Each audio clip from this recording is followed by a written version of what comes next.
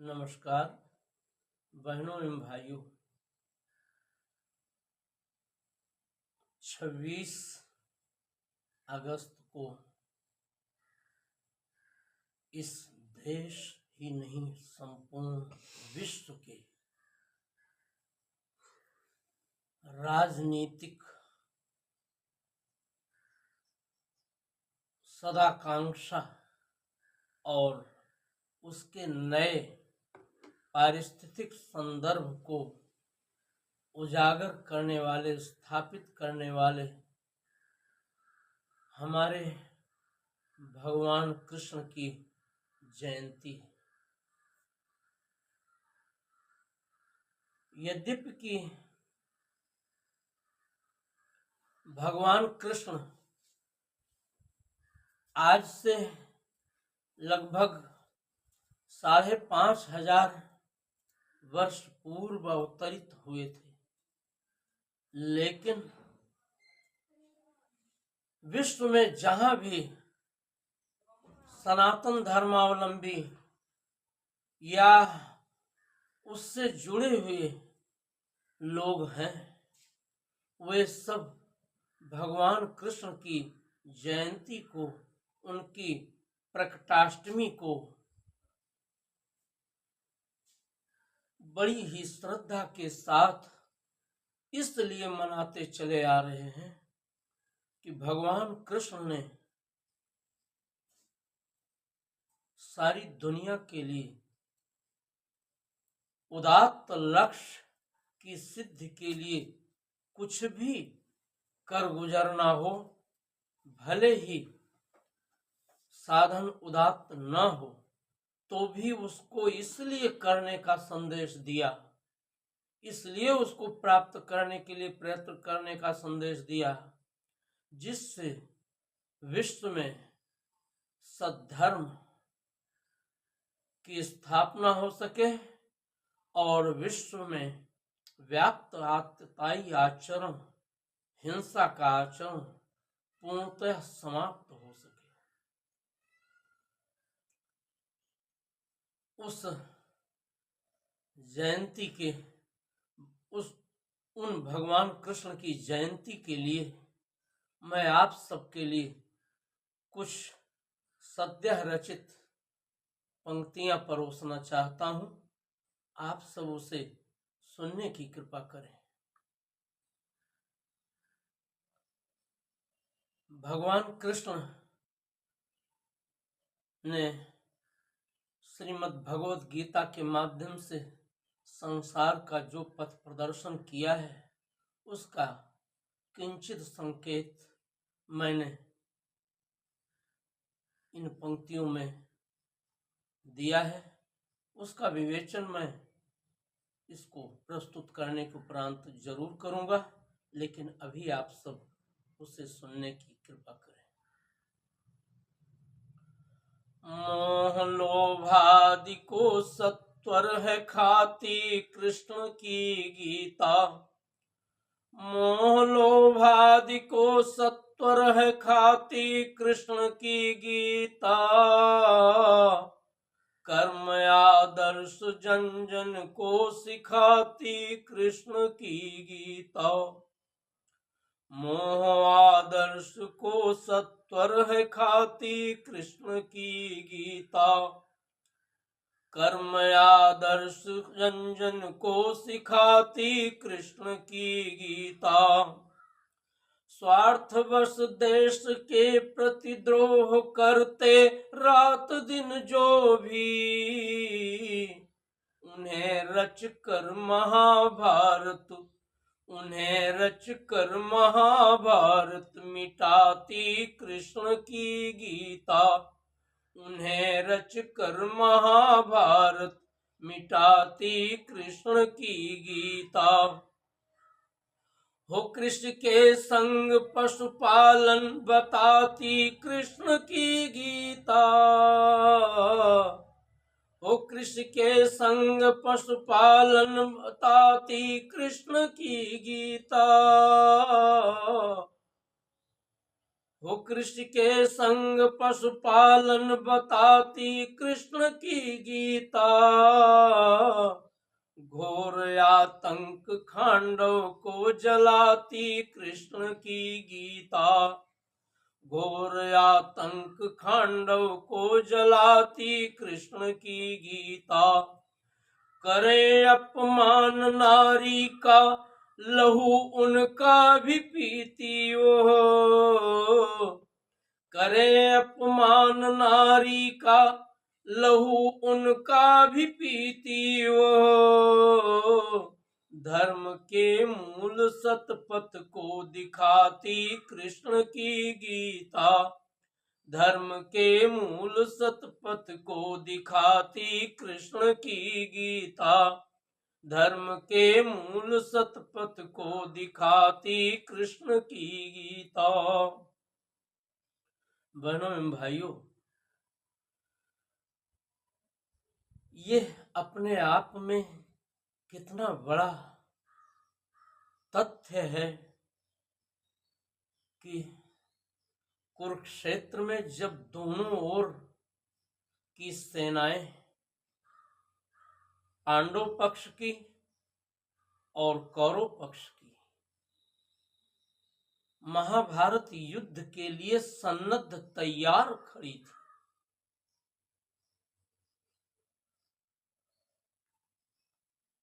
तो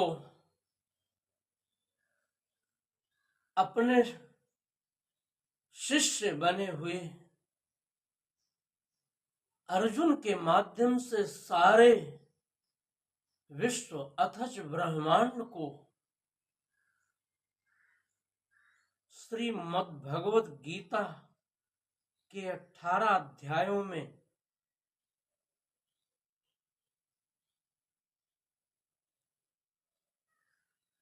जो उदात्त शिक्षा, जो कर्म का आदर्श और जो भक्ति की पराकाष्ठा पूर्ण चिंतन दर्शन दोनों सेनाओं के मध्य में स्थित होकर भगवान कृष्ण ने प्रस्तुत करने का कार्य किया, वो आज सारे विश्व के लिए न केवल महत्वपूर्ण है बल्कि जीवन प्राप्त करने के उपरांत सत्कर्तव्य के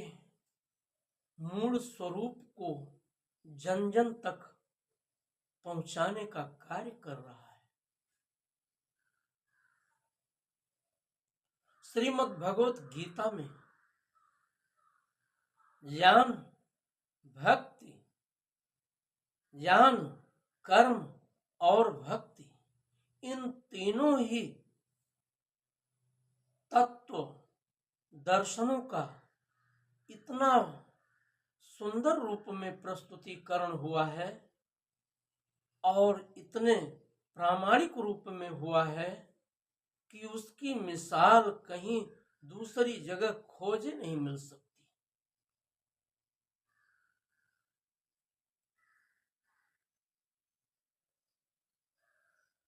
वैदिक वाङ्मय में जो संहिता, ब्राह्मण, आरण्यक और उपनिषद ग्रंथ रचे गए हैं, उसमें उपनिषदों के सार तत्व को निचोड़ रूप में उस महायुद्ध के प्रारंभ होने से पहले भगवान कृष्ण ने प्रस्तुत करने का जो श्रेष्ठतम कार्य किया, उसी के लिए आज भी ये बताया जाता है कि सर्वोपनिषदो गाओ दोग्धा गोपाल नंदन, गोपाल नंदन भगवान कृष्ण ने सभी उपनिषद रूपी गायों को दुह कर गीतामृत नामक पात्र सारी दुनिया को देने का कार्य किया है, जिससे लोग उसका अमृत पान कर निरंतर जीवन पथ पर व्यवस्थित होकर आगे बढ़ते रहे।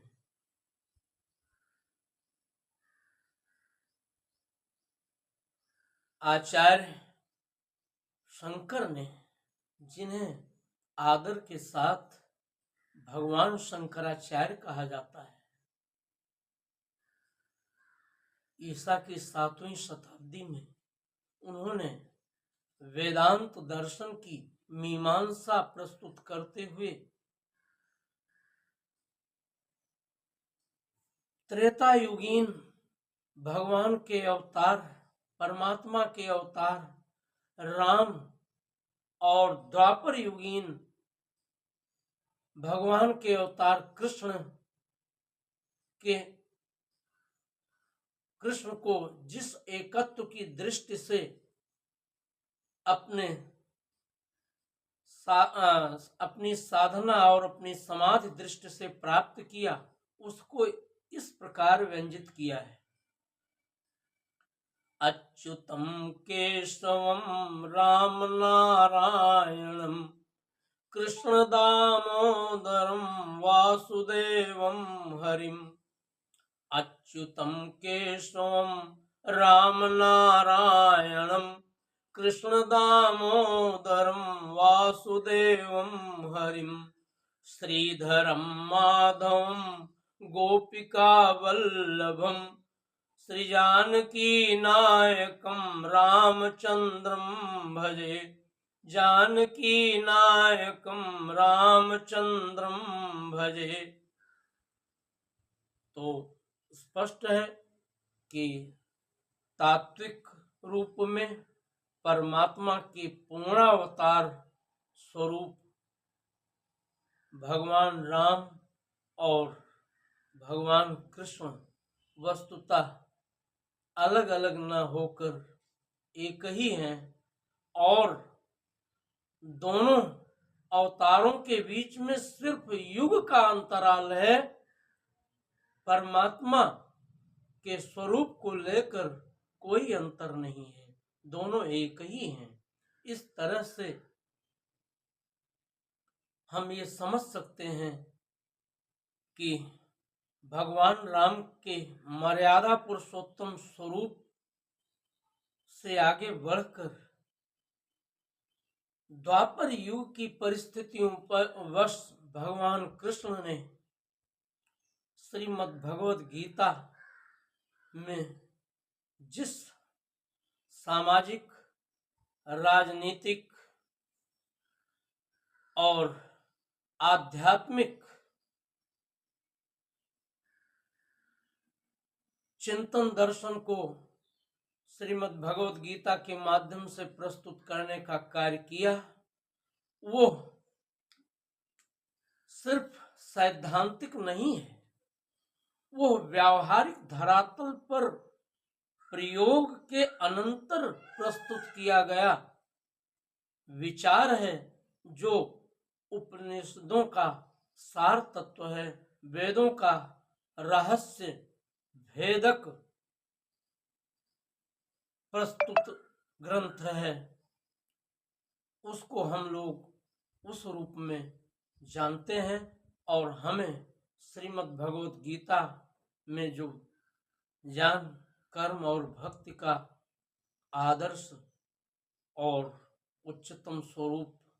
सिद्ध रूप में प्रस्तुत हुआ है, उसका पारायण कर हमें उसके तत्व तक पहुंचकर अपने जीवन को धन्य करना चाहिए। यहाँ पर मैंने कुछ संकेत जो अपने उन काव्य पंक्तियों के माध्यम से किया है, उसको मैं स्पष्ट करना चाहूंगा। भगवान कृष्ण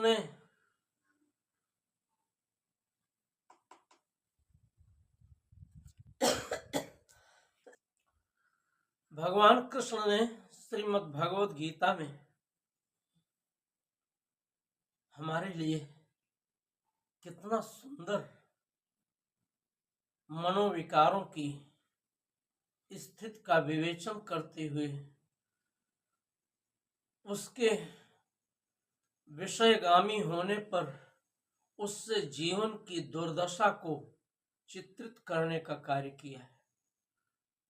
उसका संदेश यदि हम मनुष्य साधना पथ पर कर सकें तो उसका परिणाम हमारे जीवन को धन्यता देने वाला होगा। ध्यायतो विषयान् पुंसः संगस्तेषु उपजायते संगात् संजायते कामान् कामान् कामात् क्रोधोऽभिजायते क्रोधात् भवति सम्मोहः सम्मोहात् स्मृतिविभ्रमः स्मृतिविभ्रंशात् बुद्धिनाशो बुद्धिनाशात् प्रणश्यति। अगर हमारी इंद्रियां या कि चित्त वृत्तियां उदात्त न होकर अनुदात्त हो जाएंगी अर्थात अधोगामी हो जाएंगी और विषयों की ओर भागने लगेंगी तो विषयों का ध्यान करते ही इंद्रिय विषयों का ध्यान करते ही उससे संग की प्रवृत्ति उत्पन्न हो जाएगी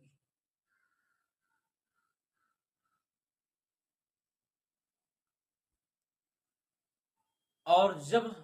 उससे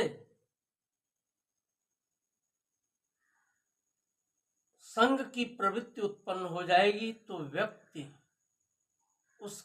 उसका संग पाने के लिए इस तरह से व्याकुल आतुर हो करके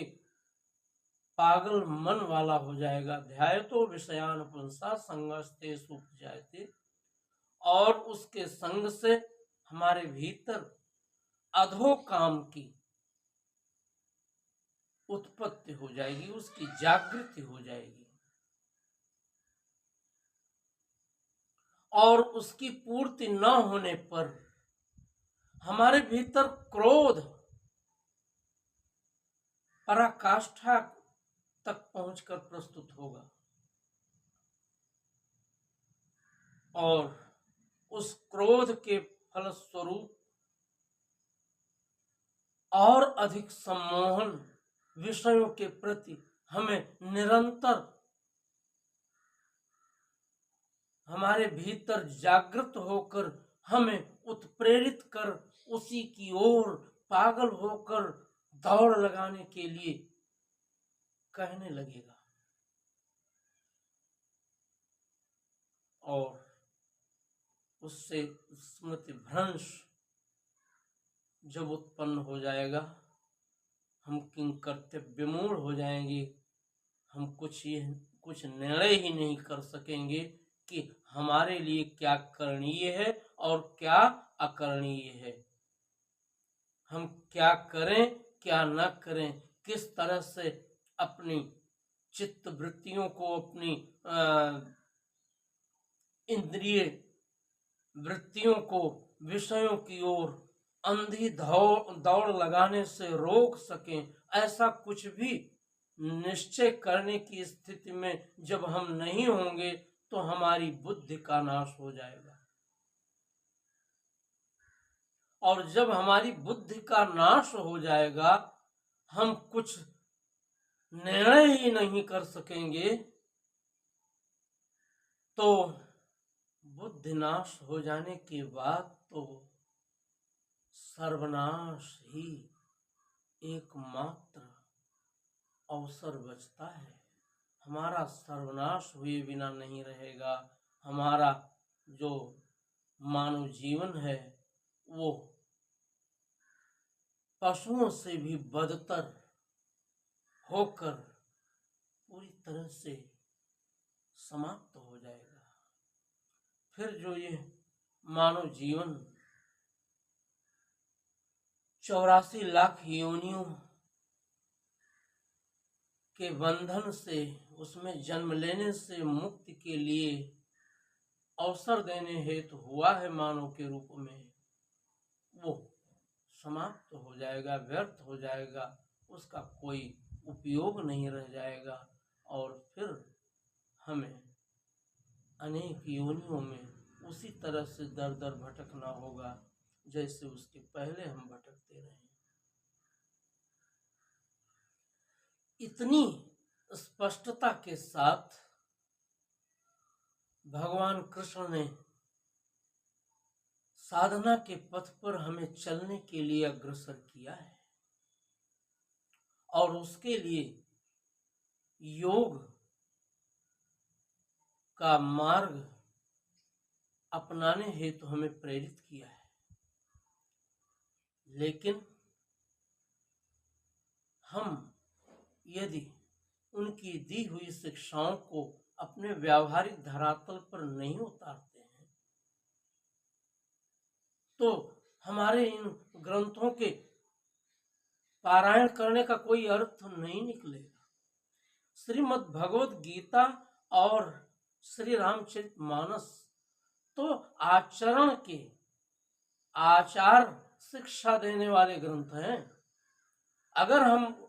केवल पारायण करते हैं और उस पर आचरण नहीं करते, उसके अनुरूप नहीं अपने को ढालते, तो इन ग्रंथों के पारायण का कोई उद्देश्य सिद्ध ही नहीं होगा। क्योंकि भगवान कृष्ण ने कर्म का वो उदात्त आदर्श हमारे सामने रखा है जिसमें हमें कर्म करने में आनंद मिलता जाता है, हम उसकी फलाशक्ति से अपने को पूर्णतः वियुक्त करने में सफल होते हैं। क्योंकि भगवान कृष्ण ने कर्मण्येवाधिकारस्ते मां फलेषु कदाचन मां कर्म फल हेतुर्भूमा ते संग्रस्तोस्तु कर्मणि के द्वारा निष्काम कर्म करने के लिए हमें प्रेरित किया है। क्योंकि ये संसार की मनोवृत्ति है कि वो कर्म करने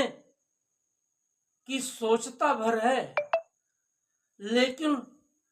उसको व्यावहारिक धरातल पर उतारने से पहले वो उसके फल में इतना आसक्त हो जाता है कि उसकी सारी क्षमता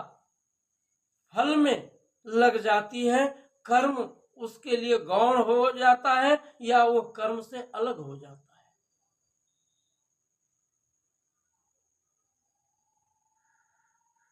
मार्कंडेय पुराण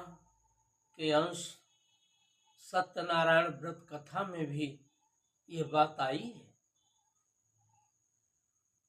कि संसार की मनुष्यों की विषयों की ओर भागने और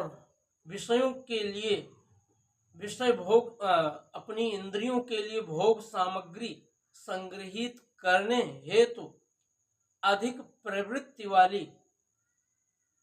जो स्थिति है उसको बताते हुए भगवान नारायण से नारद बाबा ने जब संसार में दुखग्रस्त मनुष्यों के उद्धार का उपाय पूछा है तो भगवान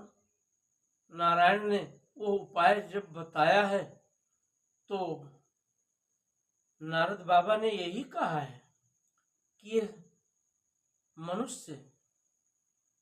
ये संसारी मनुष्य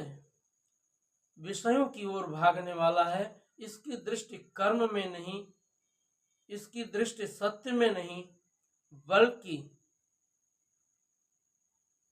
इसकी दृष्टि फल में ही अधिक होती है। ये फल परायण ही हो जाता है। लाख इसे समझाओ, ये कर्म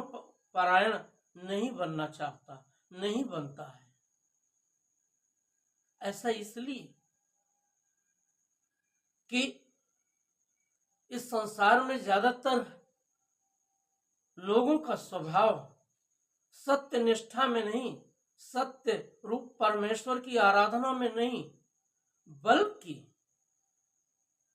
झूठ बोलने में ही अधिक होती है। हाँ, इतना है कि वो झूठ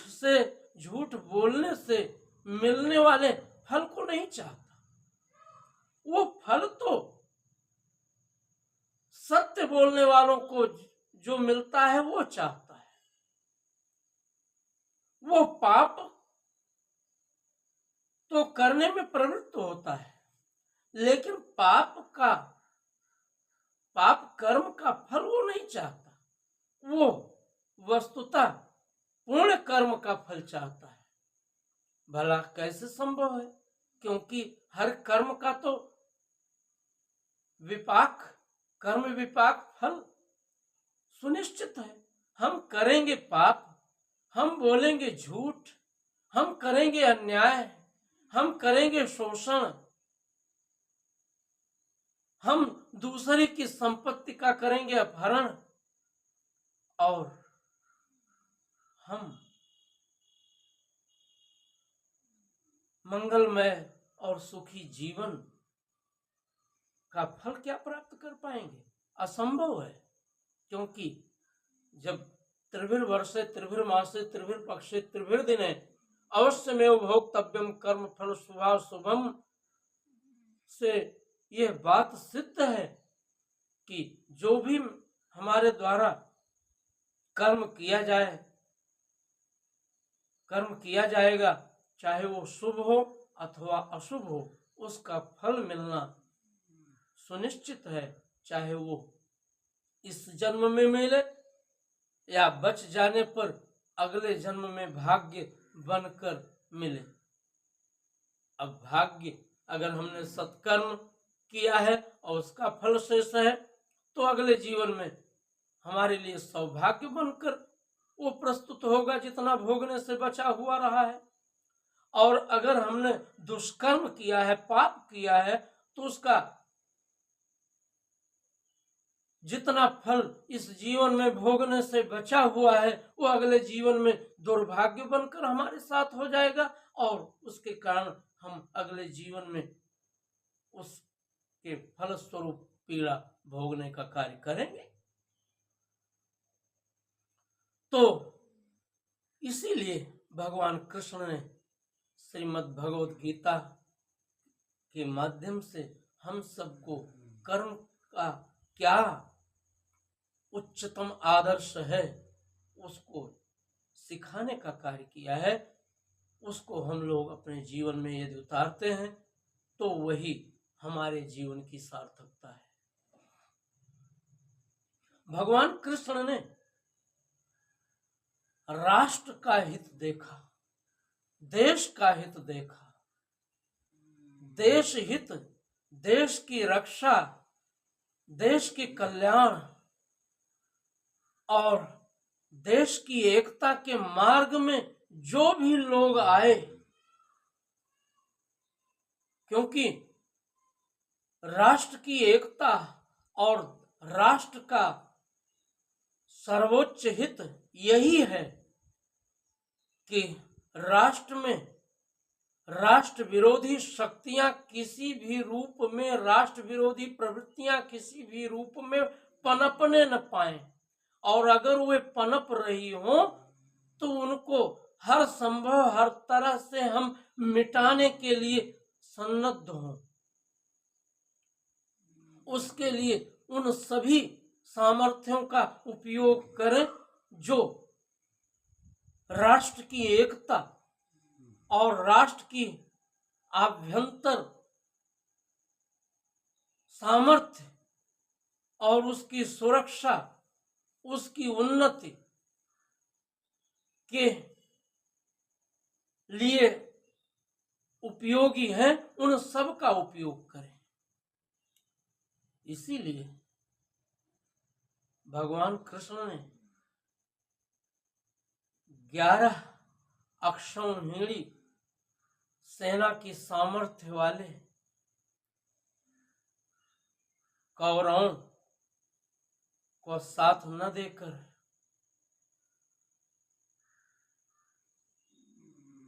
धर्मरत, अधिकतम धर्मरत 5 पांडवों का साथ दिया। चूंकि कौरवों की अपेक्षा पांडव सद्धर्म के, सन्मार्ग के अधिक पक्षधर और अधिकतम रूप में उस पर चलने वाले रहे। ये बात इसलिए मैं कह रहा हूं कि पांडवों से भी कुछ धर्म विरुद्ध आचरण हुआ है, लेकिन जिस तरह से अगर कई घूर जिसमें कूड़ा कचरा करकट और अपशिष्ट पदार्थ, दूषित पदार्थ भरा जाता है, उनमें यदि किसी एक का चयन करना हो अपने खड़े होने के लिए, तो व्यक्ति उस घूर, उस कंपोस्ट गड्ढे का चयन करता है जिसमें कम से कम कचरा, जिसमें कम से कम अपशिष्ट या दूषित पदार्थ हो। ठीक इसी तरह से कौरव पक्ष में जो भी लोग थे वे अधिक दूषित या धर्म भ्रष्ट थे, धर्म से वियुक्त थे, धर्म के विरुद्ध थे, मानवता के विरुद्ध थे। सीधी सी बात।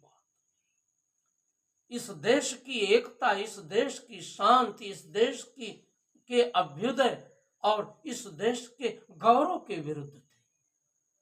वो साम्राज्यवादी और अपने अहंकार की सिद्धि के लिए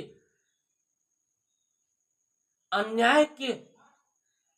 किसी भी हद तक उतरने को तैयार थे। इसीलिए भगवान कृष्ण ने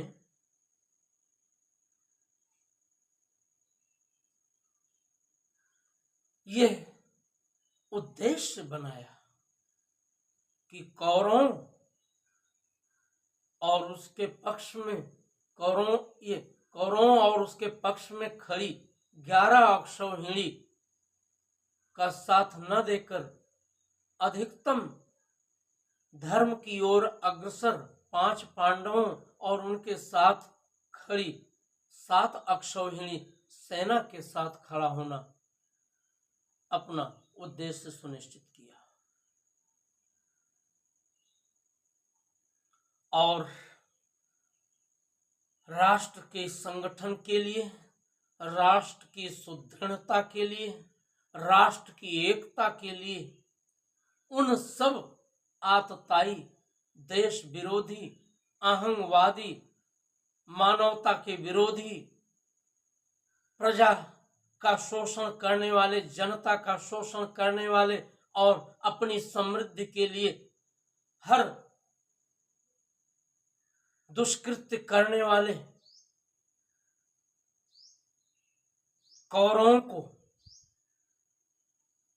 पांडवों का सहयोग लेकर, पांडवों के सहयोग में रहकर महाभारत रचकर उन्हें मिटा देने का कार्य किया।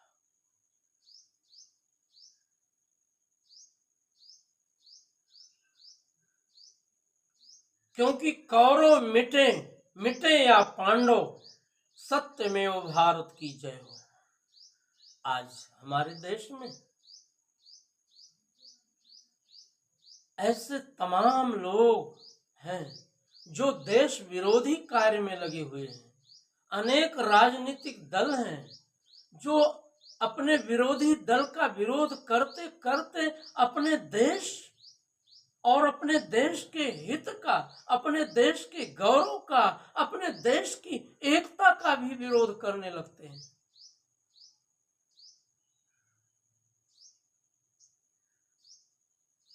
और ऐसा कर रहे हैं तो उन सब का या तो वे सुधर जाएं या तो उन्हें मिटाया जाना ही एकमात्र लक्ष्य, चाहे जो साधन अपनाना पड़े। भगवान कृष्ण के राष्ट्रीय दर्शन के अनुसार, राष्ट्रीय एकता के दर्शन के अनुसार यही उचित है। इसी की शिक्षा उस काल के अनुरूप भगवान कृष्ण ने महाभारत रचकर इस देश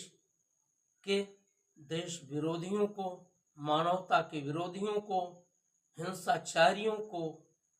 अहंवादियों को, आतताइयों को पूर्णतः मिटाने का कार्य किया। आज फिर जरूरत हो गई है कि उसके लिए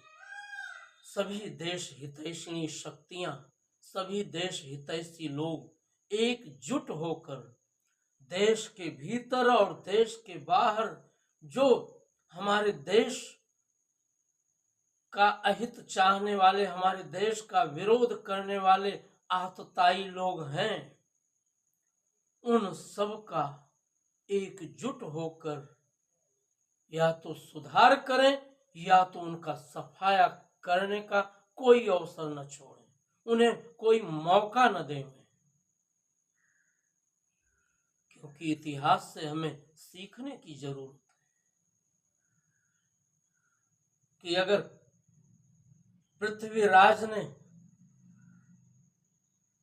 पराजित होने पर मोहम्मद घोरी को बार बार क्षमा मांगने पर क्षमा करने का कार्य न किया होता, एक बार क्षमा करने के बाद दूसरी बार भी आक्रमण करने पर पराजित होने के अनंतर अगर उसका शिरच्छेद कर दिया होता और उसकी सारी सेना का समूल नाश कर दिया होता, तो भारत का इतिहास जो मध्यकाल में लिखा गया है, मध्यकाल में रचा गया है, उसके स्थान पर कोई ज्यादा सुखद और इस देश के लिए गौरवशाली इतिहास होता।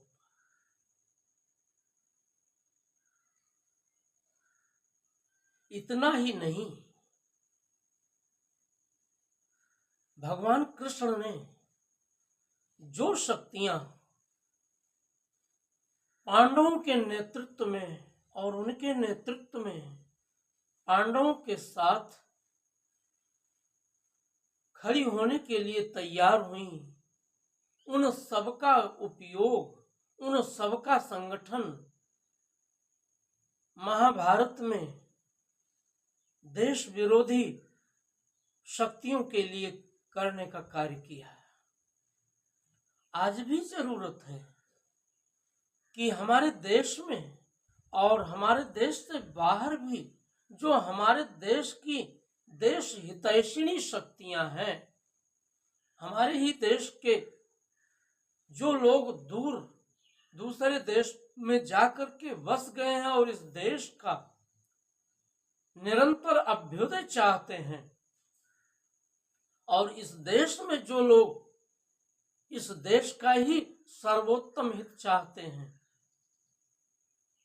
और सिर्फ विरोध के लिए विरोध नहीं करते, बल्कि जो देश हित के विरुद्ध हमारी व्यवस्था में दोष प्रस्तुत होते हैं उसी का विरोध करते हैं, बाकी सबका समर्थन करते हैं। केवल आप अपनी राजनीतिक रोटी सेकने का कार्य नहीं करते, केवल सत्ता प्राप्त करने के लिए सामान्य जन को देश के विरुद्ध भड़काने और गुमराह करने का कार्य नहीं करते। उन सबको संगठित करके, एकजुट करके हम सब देश की एकता और उसके हित के लिए चिंतित लोगों को एकजुट होकर उसी के साथ खड़ा होना चाहिए जो इस देश की गौरव, इस देश के सम्मान और इस देश की रक्षा, इस देश की एकता और इस देश में शांति स्थापित करने के लिए निरंतर प्रयत्न कर रहे हो।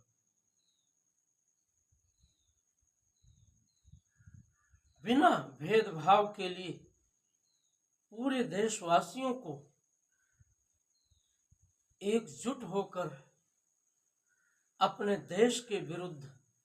षड्यंत्र में लगे हुए देश के भीतर के शत्रुओं और देश के बाहर के शत्रुओं से सजग होकर, सावधान होकर,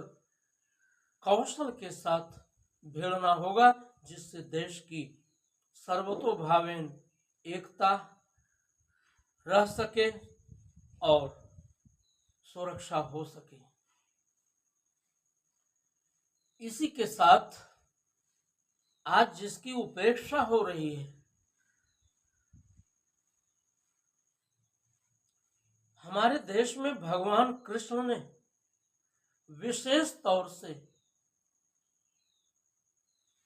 यह शिक्षा देने का कार्य किया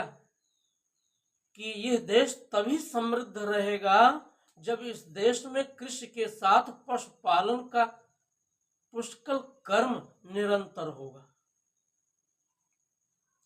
कृषि हमारे देश की आर्थिक दशा का मूलाधार है।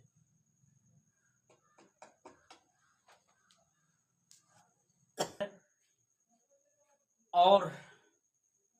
जिस देश में कृषि की उपेक्षा होती है, उस देश को दूसरे देशों पर अपनी आर्थिक समृद्धि के लिए अधिक निर्भर रहना पड़ता है। और भगवान कृष्ण ने एक साथ कई कार्य करते हुए एक ओर जब पांडवों को चालाकी बस आतंक का पर्याय बने हुए समूहों से भिड़ने के लिए धृतराष्ट्र ने खांडवप्रस्थ का क्षेत्र दे दिया प्रारंभिक बंटवारे में, तो भगवान कृष्ण और अर्जुन, भीम, इन सब ने मिलकर, नकुल, सहदेव, युधिष्ठिर, सब ने मिलकर सबसे पहले खांडवप्रस्थ जो उजाड़ होकर के वन प्रांतरों और झाड़ियों के रूप में स्वरूपित हो गया था, आज जैसे कश्मीर के जिन इलाकों में वन प्रांतर क्षेत्र हैं, गुफाएं हैं, वहां आतंकवादी छिपकर हमारे देश की सुरक्षा में लगे हुए भारतीय सैनिकों पर आक्रमण और जनता पर आक्रमण करने का कार्य करते हैं और हिंसाचार करते हैं। और हमारे सैनिकों को जंगल की खाक छान छान करके उन आतंकवादियों को आज ढूंढना पड़ रहा है। उसके लिए अग्निदेव के साथ मिलकर भगवान कृष्ण ने अर्जुन का सहयोग लेकर खांडवप्रस्थ के उस बीहड़ वन प्रांतर को जलाकर वहां से जो आतताई प्रवृत्तियों के लोग थे उनको खदेड़ देने का कार्य किया, उनको वो क्षेत्र खाली कर देने के लिए कार्य किया। अगर खांडवप्रस्थ जलाया न गया होता तो वहां जिन प्रवृत्तियों के लोग रह रहे थे वो वैसे ही सामान्य जन को लूटते पाटते और आतताई आचरण करते हुए वहां अस्तित्व में बने रहते, जिसको भगवान कृष्ण ने खांडव दाह करके, खांडव को जला करके उस पूरे हिंसाचार को एक साथ हमेशा के लिए समाप्त कर देने का कार्य किया। उन आतताइयों को दंडित करके उन्हें पूरी तरह से सुधरने का अवसर दिया, अन्यथा उनको मिटा देने का कार्य किया। यह कार्य हमारे देश में भी किए जाने की जरूरत है। जो इस देश के दुश्मन हैं, चाहे वो उस देश के भीतर हो या बाहर से आ रहे हों, उनको हर संभव हर तरह से मिटाने का कार्य करना ही देश के हित में है। और भगवान कृष्ण को गोधन की रक्षा करने के कारण ही गोपाल कहा जाता है। लोग तभी स्वस्थ होंगे जब इस देश में, इस देश की जो देशी नस्लें हैं वे गायें पाली पोसी जाएंगी और उनके दुग्ध का उपयोग यहाँ के जन बहुतायत से करेंगे। जो उनसे गोद्रव्य प्राप्त होता है, चाहे वो घी के रूप में, दही के रूप में, मट्ठा के रूप में, माखन के रूप में, दूध के रूप में है, उस सब का उपयोग लोग करेंगे तो सब स्वस्थ रहेंगे। और इस देश में आज जिस तरह से चिकित्सा की आवश्यकता घटाटोप की तरफ फैल गई है, लोग इतने बीमार हैं कि कोई ये कहने को तैयार नहीं है कि मैं पूर्णतया स्वस्थ हूं। देश में जबकि अधिक से अधिक चिकित्सकों का प्रस्तुतिकरण किया जाता है, यहाँ बहुत सारे चिकित्सा महाविद्यालय हैं, विश्वविद्यालय हैं, जिनसे चिकित्सक तैयार किए जाते हैं, लेकिन रोग है कि चुकने का नाम ही नहीं ले रहा है। और किसी भी सरकारी अस्पताल या ऐसे विशेष अस्पताल में चले जाइए तो वहाँ मरीजों का मेला रेला की तरह प्रवेश करता और निकलता दिखाई देता है। ये हमारे देश के लिए शुभ संकेत नहीं है। इसीलिए जरूरी है कि कृषि को सर्वोच्च प्राथमिकता दी जाए, किसानों को हर तरह से सहायता देकर उनको कृषि के लिए प्रेरित किया जाए और उससे जो उत्पादित खाद्यान्न और दूसरे पैरा भूसा आदि हैं, उन सब का उपयोग जब हमारे पशुधन यानी गौवंश करेंगे, उन गौवंशों का जब हमारे खेतों में उनसे उत्पादित खाद और उनके बल का उपयोग खेत की जुताई के लिए पुनः होगा तो हमारा देश बहुत अधिक समृद्ध होगा। क्योंकि जो तेल पुल का घाटा है, जो हमारे देश में खनिज तेल के कच्चे रूप को यानी क्रूड ऑयल को विदेशों से खरीदने में हमारे देश की बड़ी पूंजी स्वाहा हो जाती है, वो पूंजी अधिकतम बचने लगेगी और कृषि कर्म में जो हमारी गायों के बछड़े हैं वो बैल के रूप में अपना परिश्रम देंगे और जो भैंस के बच्चे हैं वो भैंसा के रूप में खेतों की जुताई के काम आएंगे, गेहूं आदि की मड़ाई के काम आएंगे और दूसरे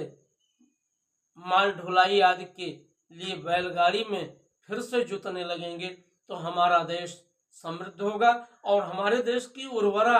हमारे देश की जो कृषि भूमि है वो भी अधिकतम उर्वर होगी, क्योंकि आज रासायनिक खादों का ही जोर इतना ज्यादा बढ़ाया गया है कि कंपोस्ट खाद, गोबर की खाद, हरी खाद का तो खेतों में पड़ना ही असंभव हो गया है। गोबर और हरी खादों का आज न कोई लेता नाम, आज कोई भी, अब तो यूरिया चिपट लिपट गई है देसी कृषि के चाम पर, बेचा हमने राष्ट्र अस्मिता हरित क्रांति के नाम पर। हमने जिस तरह से जैविक खेती और अपनी धरित्री को उर्वर बनाने वाली पशुधन के अपशिष्ट से प्राप्त खाद और हरी खाद का उपयोग छोड़ करके सिर्फ रासायनिक खादों का बोलबाला बढ़ाने का कार्य किया है, उसके विपरिणाम स्वरूप आगे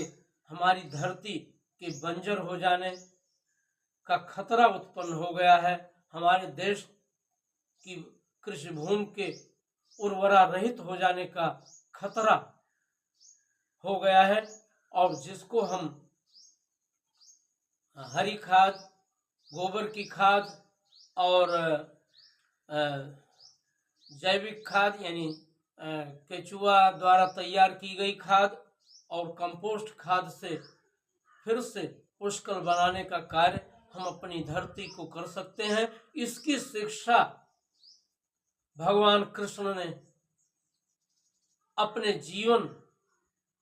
के माध्यम से देने का कार्य किया है। भगवान कृष्ण जहां सुदर्शन चक्र से आतताइयों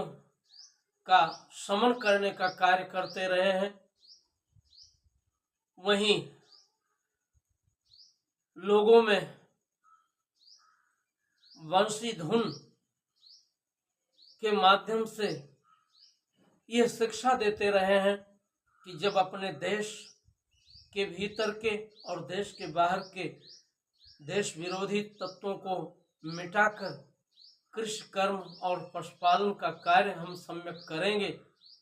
तभी हम चैन की वंशी बजा सकेंगे।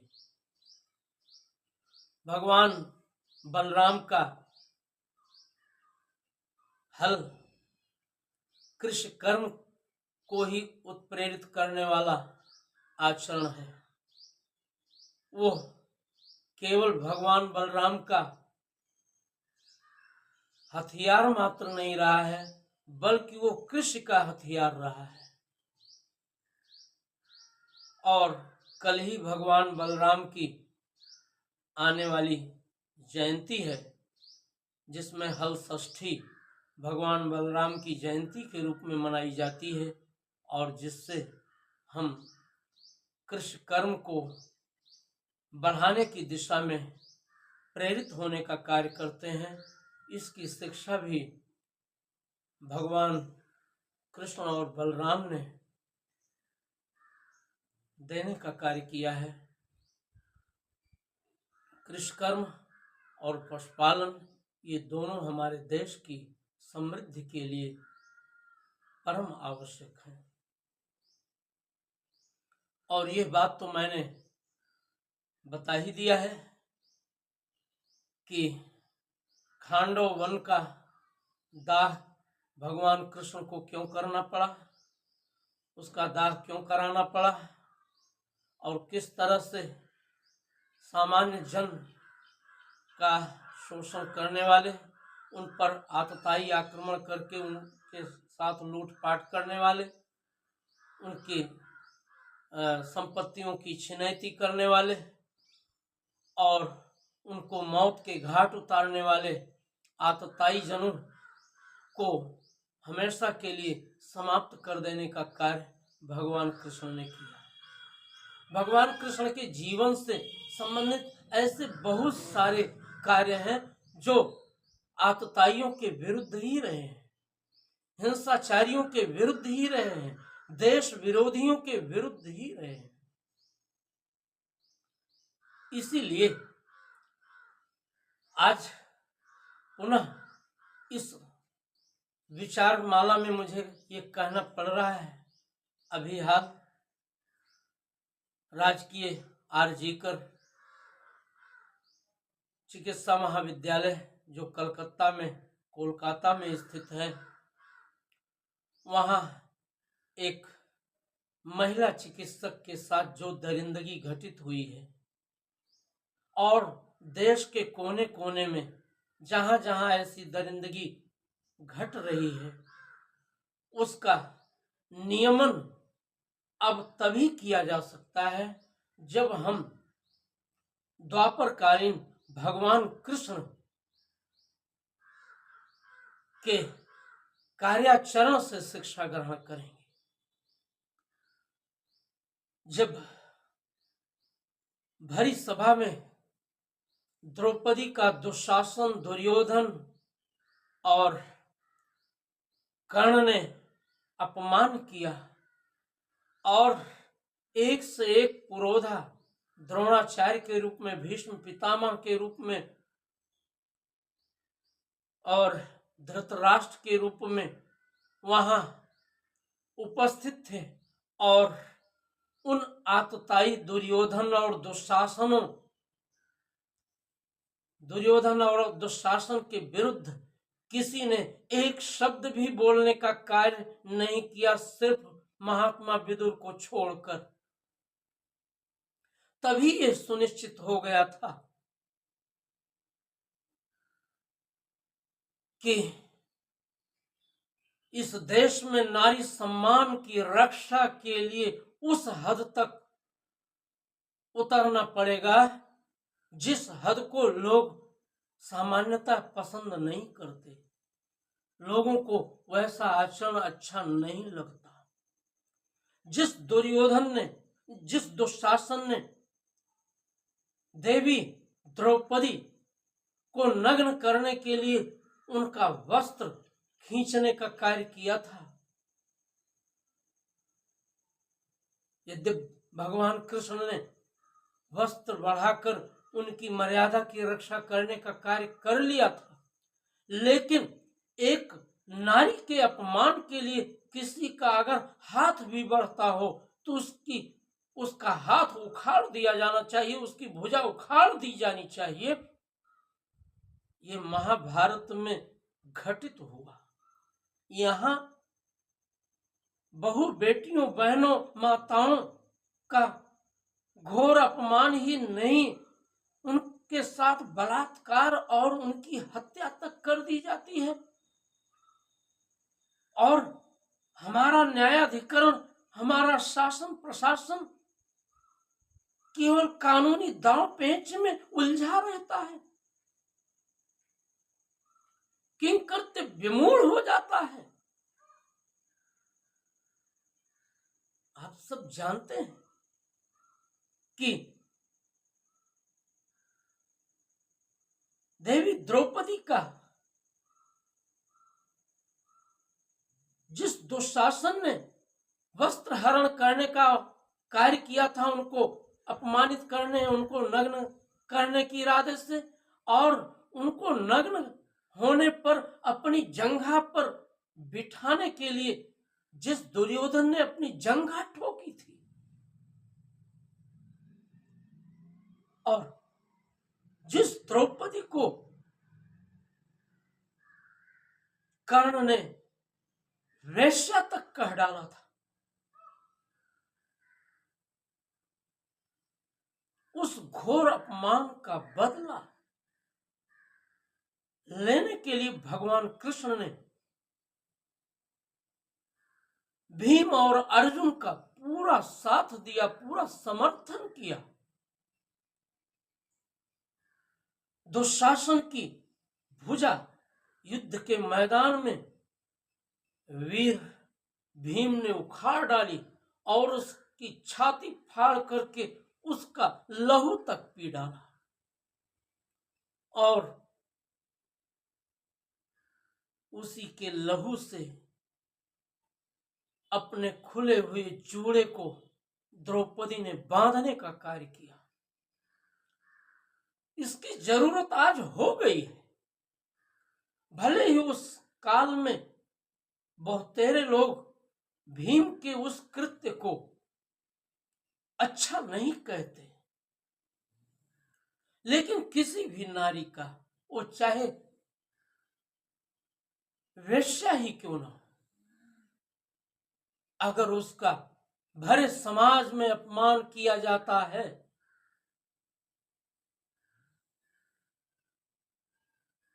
तो इस हद तक उतरा जाना चाहिए जिस हद तक भीम, अर्जुन और कृष्ण उतरे थे। और यहां तो ऐसे आतताई आए दिन छोटी छोटी मासूम बेटियों, 2-2 वर्ष, 3-3 वर्ष, 5-5 वर्ष के साथ बलात्संग कर रहे हैं, बलात्कार कर रहे हैं और उनकी हत्या भी कर दे रहे हैं। और हमारा समाज, हमारी व्यवस्था सिर्फ कानूनी दांव पेंच में उलझी है। ऐसे दरिंदों को बीच चौराहे पर सरे बाजार में उनका अंग भंग किया जाना चाहिए। उनको केवल उनकी हत्या नहीं, उनको जीवन भर तिल तिल कर मरने के लिए वो कृत्य किया जाना चाहिए जिससे कि शेष लोग, शेष दुराकांक्षी लोग, शेष दुष्प्रवृत्ति के लोग, दुष्प्रवृत्ति के लोग भयभीत हो सके।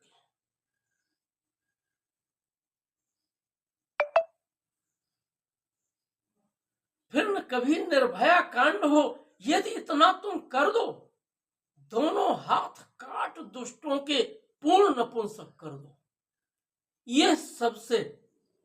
भयावह दंड होगा ऐसे अपराधियों के लिए। उसमें यह न देखा जाए कि कोई बालिग है कि नाबालिग। अगर उसने अनाचार किया है, अगर उसने दुराचार किया है, अगर वो ऐसा कृत्य करते प्रमाणित हो गया है तो उसके साथ ऐसा ही कठोरतम दंड दिया जाना चाहिए, दंड देने का कार्य किया जाना चाहिए, निर्णय लिया जाना चाहिए। अब बहुत हो गया है।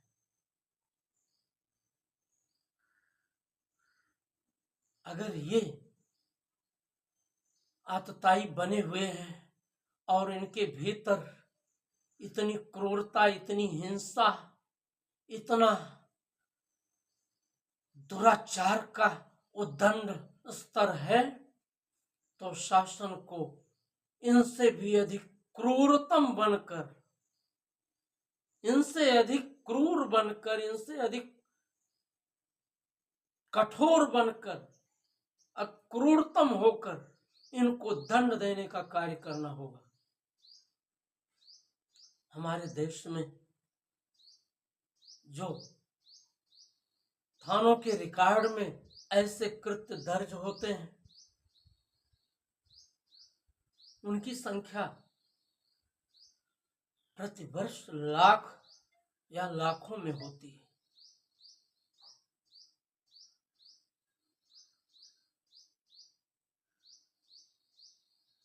फिर जो दर्ज नहीं होते उनके बारे में उनकी संख्या कैसे बताई जा सकती है? कितने लोग आज भी, कितनी बेटियां आज भी मौन लगा जाती हैं कि बाहर उसकी बदनामी होगी, क्योंकि बदनामी दुराचार, अनाचार, व्यभिचार, बलात्कार कोई न कोई पुरुष ही करता है। और सारी जिंदगी हमारी लल्लाएं, हमारी बेटियां, हमारी बहनें, हमारी माताएं घोर अपमान सहती हैं। ये सब तभी बंद होगा जब बहुत अधिक कानूनी दांव पेंच में वर्षों वर्ष मुकदमे इस तरह के लटकाए नहीं जाएंगे। फास्ट ट्रैक कोर्ट में 2-4 महीने में ही निर्णय हो जाया करेगा। और ऐसे लोगों को जिन्होंने इतनी बड़ी दरिंदगी की है, उनको चौराहे पर या तो मृत्यु दंड दिया जाएगा अथवा चौराहे पर उनके दोनों हाथ काटकर उन्हें नपुंसक कर देने का कार्य किया जाएगा।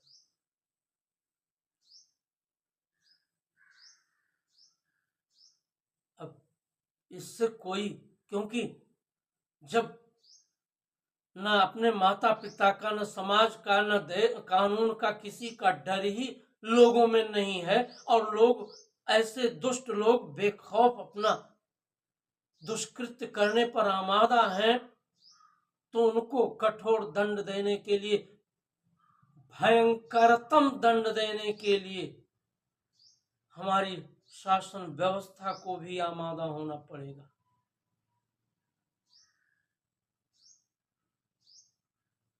श्रीमद् भगवत गीता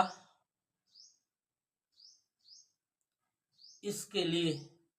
भी हमें सिखाने का कार्य करती है।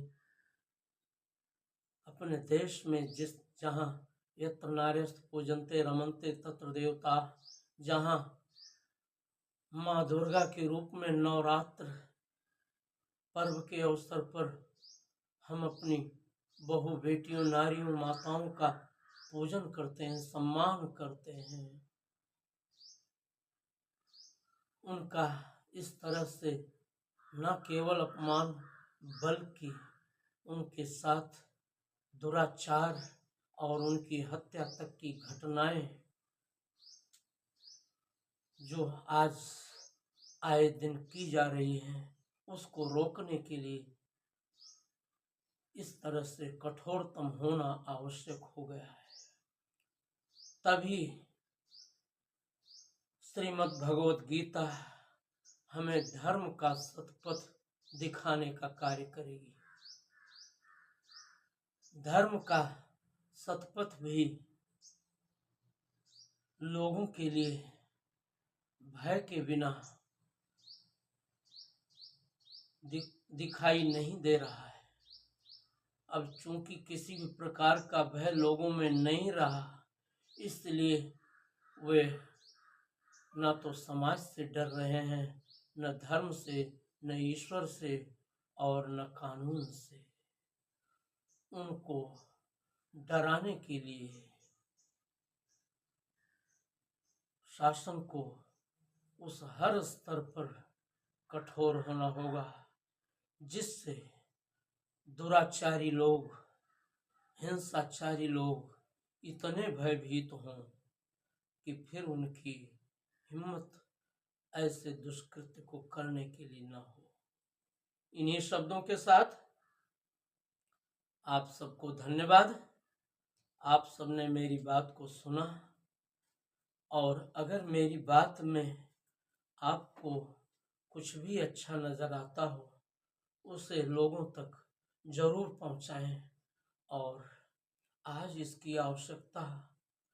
को आप सब महसूस करें। इन्हीं शब्दों के साथ धन्यवाद। जय हिंद।